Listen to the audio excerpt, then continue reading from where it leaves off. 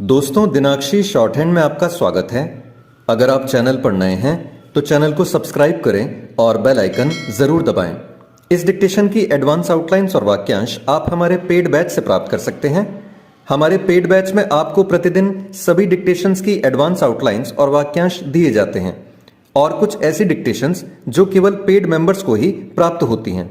हमारे paid batch को join करने के लिए और बैच के बारे में संपूर्ण जानकारी प्राप्त करने के लिए आप डिस्क्रिप्शन बॉक्स में दिए गए मोबाइल नंबर पर व्हाट्सएप कर सकते हैं। इस डिक्टेशन की डेमो आउटलाइंस आप हमारे टेलीग्राम ग्रुप से प्राप्त कर सकते हैं। तो चलिए डिक्टेशन को स्टार्ट करते हैं।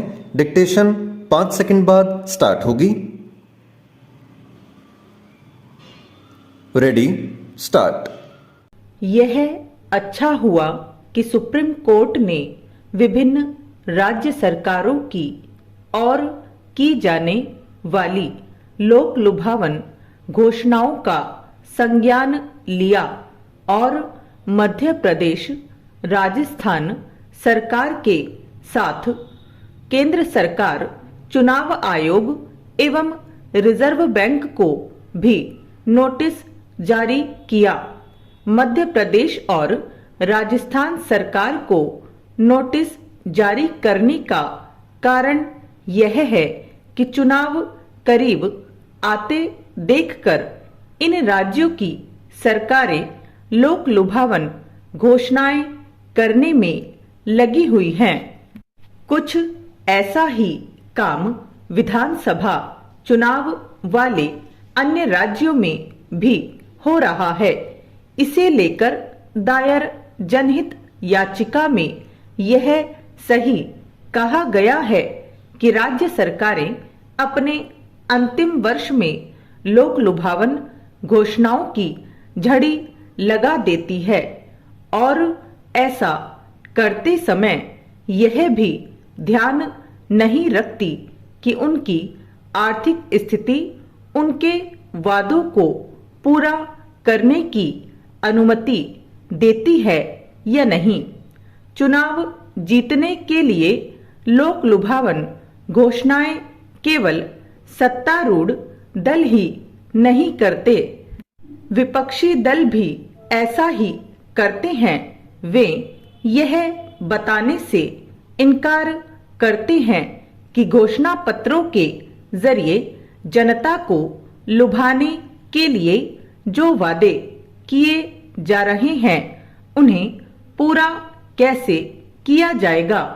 नतीजा यह होता है कि ऐसे दल जब कभी सत्ता में आ जाते हैं तो धन की कमी का रोना रोने लगते हैं या फिर अपनी घोषणाओं को आधे अधूरे ढंग से पूरा करने की कोशिश करते हैं।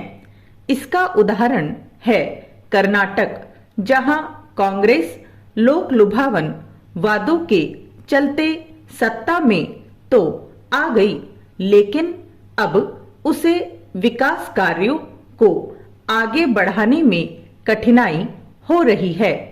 इसी तरह की समस्या का सामना उन राज्य सरकारों को भी करना पड़ रहा है जिन्होंने लोक लुभावन वादे किए थे। निसंदेह भारत जैसे देश में जहां करोड़ों लोगों को निर्धनता से उबारना है, वहां जन कल्याण की योजनाएं तो चलानी ही होंगी, लेकिन जन कल्याण के काम करने और रेवड़ियां बांटने में अंतर होता है। इस अंतर को समझने के बजाय रेवड़ी संस्कृति को अपनाया जा रहा है। जब एक दल ऐसा करता है तो दूसरा भी ऐसा ही कुछ करने को विवश हो जाता है। अब तो आर्थिक नियमों की अनदेखी करके लोक लुभावन वादे किए जा रहे हैं। निर्धन लोगों का उत्थान तभी किया जा सकता है जब राज्य आर्थिक रूप से सक्षम बने रहेंगे। राजनीतिक दलों को यह समझना होगा कि आर्थिक सक्षमता वित्तीय नियमों की उपेक्षा करके नहीं प्राप्त की जा सकती। यदि राज्य सरकारें वित्तीय रूप से सक्षम नहीं बनती तो वे न तो लोक लुभावन वादों को पूरा कर सकती हैं और न ही विकास के कामों को आगे बढ़ा सकती हैं। विडंबना यह है कि कमजोर आर्थिक स्थिति वाले राज्यों में भी राजनीतिक दल रेवड़ी संस्कृति अपना रहे हैं।